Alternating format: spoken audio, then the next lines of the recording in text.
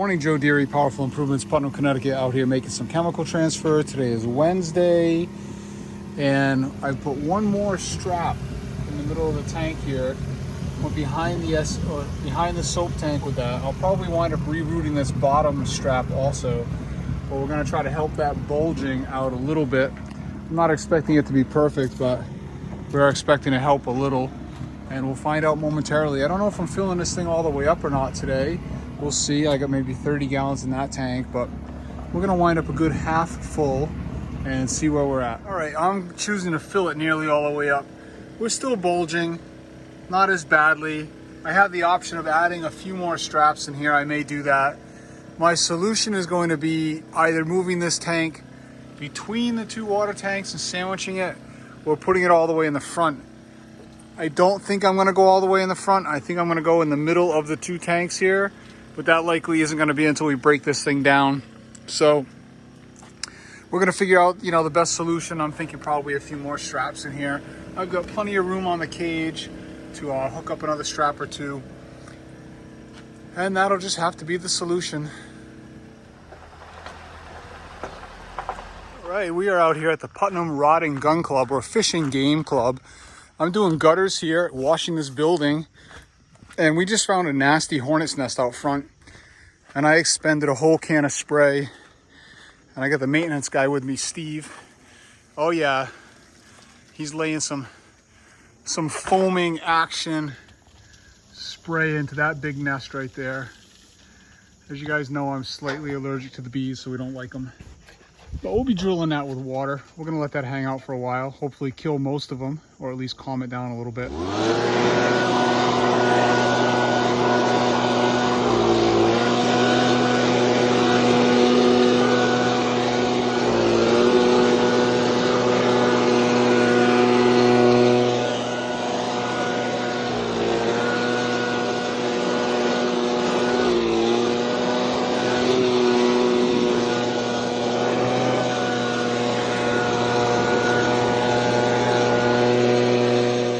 Not much video on the Putnam Fishing Game Club, but this building came out fabulous. The guy walked around with me the whole time, talked with him the entire time.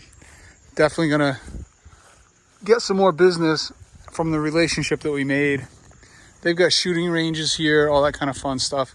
I just want to show you where that beehive was, which is no longer. Some mud daubers up in there. We did a real nice job with that though. And of course, those white-faced hornets are still flying around, so it'll be back, but good for now. Beautiful property out in Putnam, Connecticut. All right, we're set up on the next project out here in Woodstock. This is a little condo development. There's like 12 units here or something like this. These are like duplex condo units, and you can see they're all together. I got the 24 set up there maxed. I can jump from one roof to the next. It's all walkable, and we can go onto the back no problem. Then we get that set over there to do. You can see we're out here in the middle of a field, so I'm not expecting there to be much going on up there. However, they have called me for gutter cleaning, so we may have a boogie on a drain somewhere going up with a bucket and a pair of gloves, and hopefully do this manually. Let's go check it out. All right, first set done. The only thing I found up there was a tennis ball and a nail and one little piece of moss, so not expecting much more in these. All right, so here's the problem on this unit.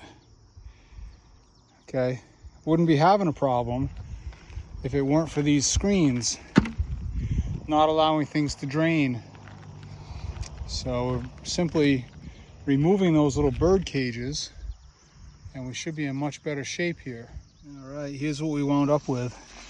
Bucket full of mud, all these clogged, hammered screens, which I'm gonna take out and recycle.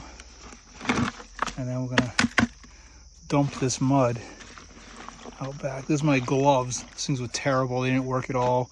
One of ripping one of them right in half. Trying to get on and off my hand.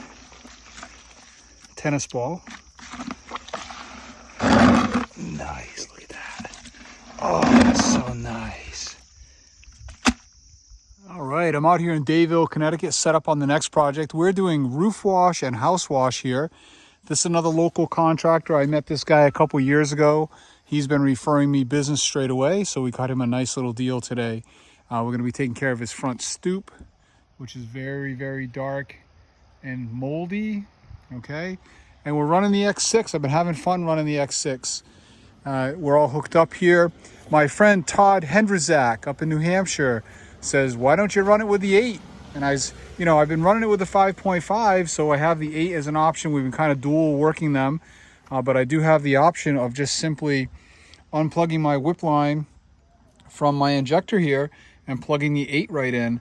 So I'm doing that. You can see, check out these brackets. I broke these brackets on the Flow Pro. I actually got this caught. I was going through a drive-through and I hit it and it broke these plastic brackets. Thankfully we didn't hit that one. I stopped as soon as I heard the crunch.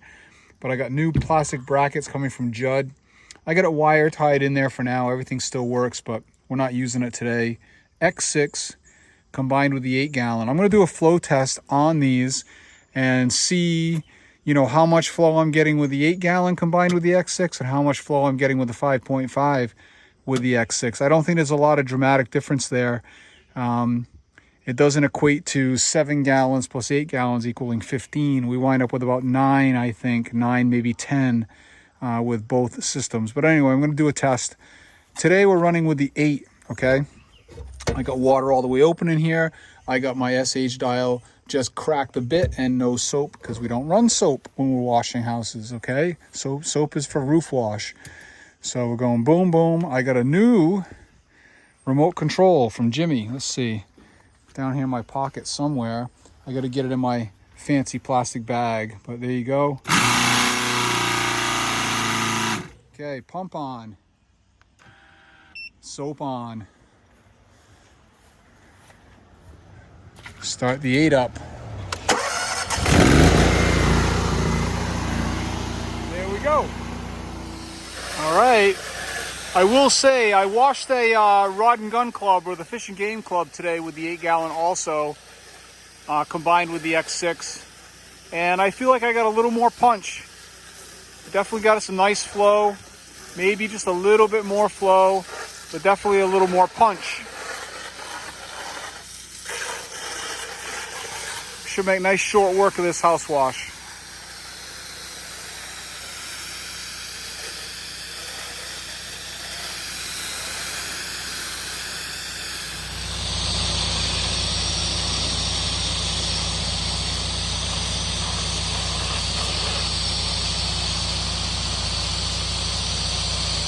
Right, house wash is done. We're ready to jump into the roof wash. So I've turned the 8-gallon off because I don't know exactly, what the ratio is. If I'm adding that pressure washer, I don't know how much is coming in here. So we're going with 6% with just a little bit of soap, and we're going to do that only with the X6. And then we're going to switch over into rinse mode and do our rinsing that remains with the X6, and we'll be in good shape. When I have the chance to do house washing and roof washing, I usually like to do the house wash first. And my thought process on that is that I get everything nice and wet. Everything has already got a nice soaping, a nice drink. Things are loosened up, ready to go. Now I'm gonna be able to shoot this entire roof right from the ground. Here we go.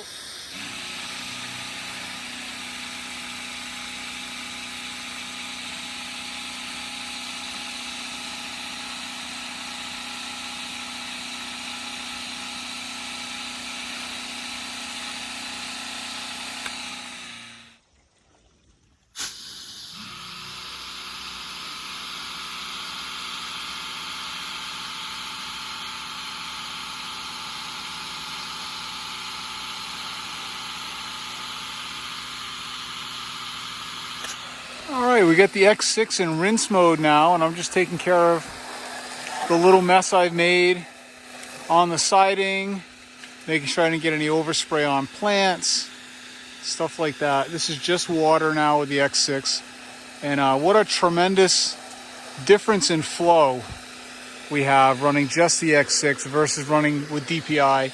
Still plenty of good height though. I just don't have anywhere near the same punch as you get when you bring them together, which is what you would expect.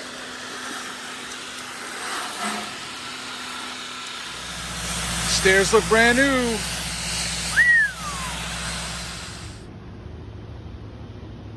Got myself a beautiful black bean burger from the Heirloom Food Company in Danielson, Connecticut. Not too many clients have vehicles that I'm jealous of. But I just got the privilege of driving this thing forward 20 feet to get it out of the way. Look at this beautiful truck. GMC 3500 dually, single cab. I would love to have something like this. Oh my God. This was the route I thought I was gonna go with my business, some kind of older truck. But what a beauty. Standard. So Mom was home and she didn't know how to drive it, so I had to move it. Lucky me. What a beautiful truck. These are just down to keep it clean. Things immaculate. I mean, seriously. Beautiful. But you can't even see it. You can't even see that truck behind my truck. It's not even there. I'm gonna give this a little bump. A little bit more. I got this big swinging cape that we're washing here now. We have some dirt dug in the dormers, very dirty in the corners. Just did my walk around with the client. Gonna show you the back side of this place. It's very cool. Backs up to a river. This is the Quinnebog River. Runs through the state. Pretty good size. We got this back area, decking, railings, etc. And you see way over there is the train trestle. This is wicked cool. All right, I got the back of the house done, all the railing. Had to pull over this to get down in there. It was a major pain rinsing everything off of this concrete patio. All the silt that came off the deck, I had silt all over the place, and it was quite a bit of rinsing to make it nice, more than I had anticipated. Again, what a beautiful home. Not a bad few minutes out in the woods.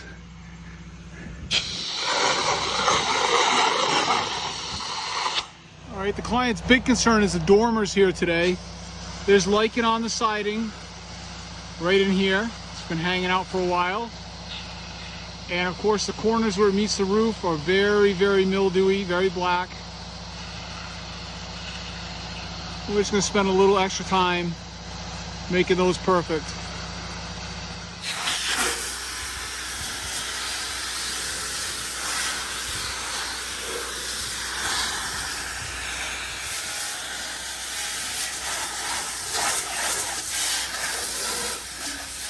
All right, all done. This came out fantastic. I wound up having a dual feed about 15-20 minutes ago because I was running out of water. We did so much rinsing and rinsing and rinsing out back. I still, even though I'm dual feeding, I currently have 1 bar of water. So we're running right out over here. I'm gonna shut that water off so we don't kill the well while I'm hanging out, but that's it, wrapped up. Taking off for the day. 3:30, I probably got another 10 or 15 minutes on this property, wrapping up, talking to the client, getting paid, that kind of fun stuff. Beautiful. Love this place. Have a good night.